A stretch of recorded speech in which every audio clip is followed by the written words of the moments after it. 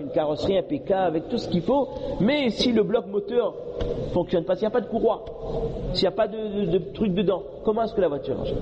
Le cœur, pareil. Si notre cœur est rempli de haine, de jalousie ou de mauvaises pensées à l'encontre de notre prochain, on ne va pas avancer de le dire. On ne va pas avancer de le dire. Donc, on peut se fixer comme objectif de a'mal al-qulub, parmi les actions du cœur, essayer de se défaire de la jalousie, par exemple. Ou alors essayer de se défaire de la haine. La haine, il y a des gens qu'on n'aime pas, on essaie de trouver des solutions, comment se rapprocher de ces gens, comment faire en sorte d'enlever ces mauvais sentiments. Si tout le temps on a des mauvaises pensées, chaque fois qu'on voit quelqu'un, on est tellement pessimiste qu'on voit toujours la personne de la pire des façons, on pense que la personne est un pécheur, la personne veut me faire telle chose, c'est quelqu'un de mauvais, on essaie de corriger ça. Donc il peut y avoir des objectifs concernant le cœur. Et il y en a tellement, et on n'en a cité que 2 ou 3. Maintenant, on peut se fixer également comme objectif de travailler la qualité des actions. Vous savez que pour une action, pour chaque action, il y a à peu près 5 qualités à développer.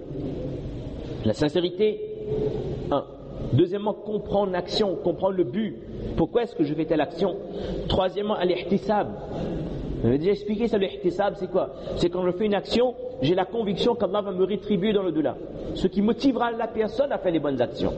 Ce qui fera en sorte que ça ne deviendra jamais une routine ou un fardeau. Parce que je sais que quand je fais ma salat, Allah m'accorde telle chose de le paradis. Quand je dis Subhanallah, Alhamdulillah, Allahu Akbar, qu'est-ce qu'Allah Ta'ala construit pour moi dans le paradis?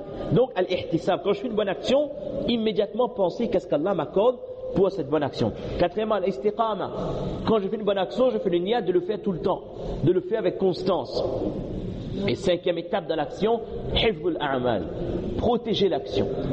Parce que quelqu'un peut accomplir une bonne action là et le brader après Salat al-Tarawih. Depuis Salat al-Asr, j'écoute des bonnes paroles, je fais dhikrullah, je fais dua, je romps mon jeûne, je lis le Coran, je fais Isha, je fais Salat al-Tarawih. J'ai fait beaucoup de bonnes choses là, en un après-midi. Mais en 10 minutes, 15 minutes, je sors de la Tarawih, je trouve des amis, je parle, je fais des riba, médisances, des buhtan, calomnies, ou colporter des choses, qila wa qal, namima, et je brade mes bonnes actions. Une demi-journée d'application dans les a'mal, je les distribue gratuitement en 10 minutes, 15 minutes, parce que j'ai parlé encore à travers d'une personne, et le jour des comptes, ces personnes-là viendront prendre le droit avec moi, et le droit de ces gens-là, ce sera quoi? Ce sera ce que j'ai de mieux. Le jour des comptes, ce sera mes a'mal salihah. Donc la 5e étape, c'est protéger l'action. Quand on a fait une bonne action, on fait en sorte de protéger, de ne pas faire des péchés après ça, pour que l'action reste inscrite dans notre livret de compte. Donc parmi les objectifs qu'on peut se fixer durant ce mois de Ramadan, c'est travailler ces 5 qualités-là qui doivent exister dans chacune de nos actions. On rappelle la sincérité, la compréhension de l'action, le ihtisab, la conviction qu'Allah nous rétribue, et pour un péché aussi, quand on s'éloigne, qu'Allah va me récompenser pour le fait d'avoir délaissé le péché, le istiqama, être ferme dans l'action, constant, et protéger l'action. Donc ça fait partie des objectifs qu'on peut se fixer, travailler son cœur, on a dit, ou alors les actions quotidiennes, la qualité des actions. Parmi les objectifs qu'on peut se fixer durant ce mois de Ramadan, travailler ma salat.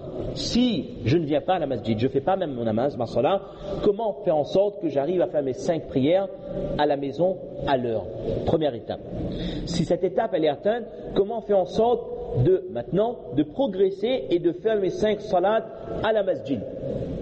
S'il le faut, commencer par Maghrib et Isha tous les jours, et ensuite une namaz jusqu'à le plus dur, c'est la Salat al-Fajr, et certainement peut-être avec le travail, la Salat al-Dhahr. Faire en sorte que tous mes salats, je le fais à la masjid. Ça c'est la 2e étape. La 3e étape, je fais mes salats régulièrement en jamad. Maintenant, comment faire pour développer les salats qui sont nafil, qui sont sunnah? Les sunnahs que je dois essayer de faire, et en plus, si je fais les sunnahs, les ishra, etc. On monte en grade. Comment maintenant travailler le qiyamul layl? Parce que quand quelqu'un il fait ses salats en jamad, il fait ses nafil, tout ça, c'est bien, mais il doit progresser dans sa salat. On ne doit jamais arrêter de progresser dans la salat. La prochaine étape, ce sera comment faire en sorte que j'arrive à faire le qiyamul layl, le tahajjud régulièrement. Et on a dit que pendant Ramadan, certainement tout le mois on va faire qiyamul layl. Quand on se lève pour le suhour, le sihri, en général, on se lève, on peut faire de rakat, mais demander à Allah constance, istiqama, dire oh Allah, donnez-moi la possibilité de faire le tahajjud tous les jours pendant le mois de Ramadan, et de me donner la possibilité de m'accepter pour faire le tahajjud même après le mois de Ramadan. C'est le moment de se fixer ce genre d'objectif. Si là aussi, alhamdulillah, je le fais, on peut passer un grade supérieur, demander à Allah de nous aider, on se fixe comme objectif de faire tous les salats en jamaat, mais être présent au takbir oula, être présent au premier rang, au premier saf. Si là aussi alhamdulillah, j'ai pu atteindre cet objectif, je veux passer à une autre étape, travailler la qualité de ma salat, c'est ce qu'on a dit tout à l'heure, travailler la dévotion, le khushu' dans la salat. On va aller un peu plus vite, on va terminer à 5h40. Maintenant, si je fais tout ça, je peux me fixer comme objectif maintenant de travailler la finalité de ma salat. Sachant qu'Allah a dit que la salat normalement éloigne le musulman du turpitude et du blâmable. Quand je fais ma salat, comme l'a dit la dernière fois, je contrôle mon regard, je contrôle mes paroles, je contrôle mes pensées, je contrôle mes faits et gestes pour Allah. Je reste concentré pour Allah. On essaie d'avoir cet état d'esprit même dans la vie de tous les jours. Que dans ma vie de tous les jours, je dis que ce qui est nécessaire, je contrôle mon regard, je contrôle ce que je fais, je contrôle mes pensées, je reste concentré, je garde dans mon cœur la présence d'Allah subhanahu wa ta'ala. Et quand quelqu'un sait appliquer ça dans sa vie de tous les jours, assurément il va atteindre un degré de foi qui fera qu'il ne fera plus de péché. Et là réellement il va atteindre l'objectif de la salat, éloigné du turpitude et du blâme. Et le prophète m'a dit, Mallam tanhahu salatuhu, celui dont la prière ne l'empêche pas de faire des péchés, la personne n'a pas réellement accompli sa salat, c'est-à-dire l'objectif n'est pas atteint. Donc on peut travailler également cette étape. Maintenant, si cette étape elle est atteinte, on peut essayer de travailler l'apport de la salat dans ma vie de tous les jours. Que dans n'importe quelle situation de ma vie, s'il y a un problème, je retourne à la salat. Quand le prophète faisait n'importe quel souci, il faisait 2 unités de prière. Si on m'annonce une bonne nouvelle, il y a une ouverture, le docteur m'annonce que, alhamdulillah, vos résultats, votre diabète a chuté, ou alors la tension maintenant elle est mieux, ou alors il n'y a plus besoin de prendre un médicament, on est content, je fais 2 rakats, salat, je remercie Allah Azza wa Jal. C'est-à-dire que toutes les situations de ma vie doivent être en relation avec la salat. Je fais un péché, immédiatement, je fais mon wudu, je fais 2 rakats d'unité de prière et je vais demander à Allah subhanahu wa ta'ala, dua, pardon. J'ai besoin de quelque chose, je fais 2 rakats, comme on dit, salatul haja, je demande à Allah de l'aide. J'ai besoin de ton aide, oh Allah, pour faire telle chose. Fais en sorte que ma relation avec la salat, elle est omniprésente dans toute ma vie. Et si l'étape là, elle est atteinte, on peut passer à une autre étape aussi, c'est pas dans l'ordre forcément, travailler ma responsabilité face à la salat. Que moi je le fais, faire en sorte que ceux qui sont sous mon toit le font également de la même façon. Que mon épouse, elle fait la salat comme moi, que mes enfants aussi, elles font la salat comme moi, que ma fille, elle fait la salat exactement comme moi avec les mêmes conditions. Car, wa'mur ahlaka bis salati wastabir 'alayha. Les 2 choses sont demandées, qu'on fait la salat nous-mêmes avec constance et que également on ordonne nos proches, la famille de faire la salat. Quelle erreur que ce père de famille qui vient à la masjid, qui fait tout ce qu'il faut, alhamdulillah, mais qui, lorsqu'il quitte sa maison pour le salat al-isha, il laisse sa femme devant la télé, en train de regarder des séries, en train de regarder Dr House, de Grey's Anatomy, je sais pas quelles des bêtises qui passent à cette heure-ci, en train de regarder avec reflet, en train de perdre les heures de sa vie à regarder des bêtises, et après quand on revient, après tout le monde va se coucher aux dents, ma femme ne fait pas la salat. Ou mes enfants en train de regarder, en train de surfer, en train de faire je ne sais quoi, et qui ne font pas la salat.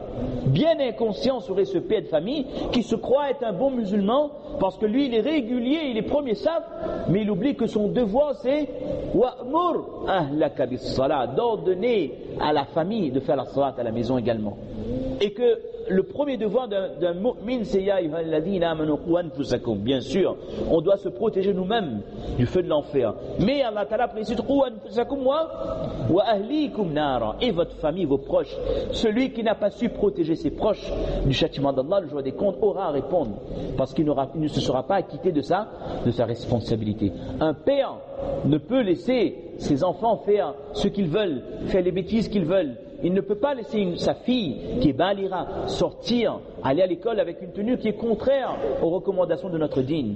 Autrement, il sera amené devant le tribunal d'Allah Azza wa Jalla le jour des comptes s'il n'a pas fait l'effort pour convaincre ses enfants de revenir vers le droit chemin. Et donc, si on atteint ces objectifs, on peut se fixer également comme objectif de ne jamais faire passer quelque chose devant ma salat. Et d'une manière générale, de ne jamais donner priorité à une action sur ma salat. Et puis d'étape en étape, une personne peut également travailler sa relation avec l'argent. Si son problème c'est l'argent, il travaille sa relation avec l'argent, il fait en sorte que d'année en année, il essaie d'enlever de son compte, il essaie de faire en sorte que son travail devienne pur, son travail devient propre, qu'il enlève l'intérêt, qu'il enlève toutes les choses qui sont mauvaises. Quelqu'un peut essayer de se fixer comme objectif que je vais travailler mes relations humaines. Mon problème c'est les relations, comme on l'a dit la dernière fois, avec mes parents. J'ai un gros problème relationnel avec mes parents, mais j'essaie de me fixer comme objectif, Ramadan 2012, j'essaie j'essaie de gagner le cœur de mes parents. J'essaie de gagner un sourire par jour. Un sourire par jour, le contentement, l'approbation de mes parents. Si mon problème c'est les relations avec madame, j'essaie de travailler ça. Comment faire en sorte que j'arrête de me comporter comme un homme préhistorique à la maison, comme un goujat, et que je respecte ma femme pour qu'il y ait une bonne ambiance dans la maison, pour qu'il y ait la muhabba qui revient, la mawadda qui revient dans le couple et qui va se rejaillir sur l'ensemble de la famille. Si mon problème c'est ma responsabilité envers mes enfants, dans ce mois de Ramadan, j'essaie de bien fixer les règles.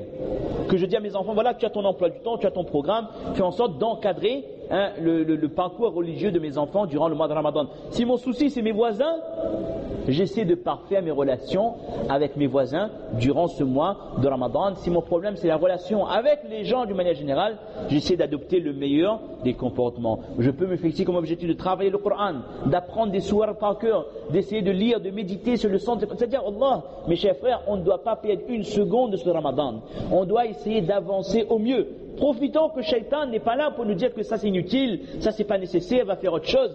Profitons de ce moment pour essayer de demander tawbah à Allah, bien sûr, prendre des résolutions pour arrêter les péchés, mais également prendre des résolutions pour avancer dans la religion, pour se rapprocher d'Allah. Et chaque effort qu'on va faire, on demande à Allah de nous accepter pour l'effort, et au moment où nous aurons plus jeune, on demande à Allah de nous accepter pour faire cette bonne action et arrêter ce péché dans le mois de Ramadan et avec constance même après le mois de Ramadan. Qu'Allah nous accepte de tawfiq de comprendre ces quelques paroles, de mettre en pratique, de propager à nos mères et à nos sœurs. Là c'est un moment extrêmement important, il reste 15 minutes à peu près, 16 minutes pour la rupture du jeûne. Là on ne lit pas le Coran, là on ne fait pas le dhikrullah, là on ne va pas discuter, on ne va pas vérifier ses messages, on ne va pas vérifier son Facebook, ses tweets. Là immédiatement on se connecte à Allah subhanahu wa ta'ala. On se connecte à Allah, on fait dua parce que le iftar c'est le moment de récompense du jeûneur. Le moment où on obtient la récompense de la part d'Allah, et c'est le moment d'aller demander à Allah Azza wa Jal tout ce qu'il y a sur notre cœur, tout ce qui nous chagrine, on parle à Allah, on communique avec Allah, c'est le moment d'obtenir nos récompenses. Jazakumullah khair. Subhana rabbika rabbil izzati amma yasifun wa salamun ala al-mursalin, alhamdulillah.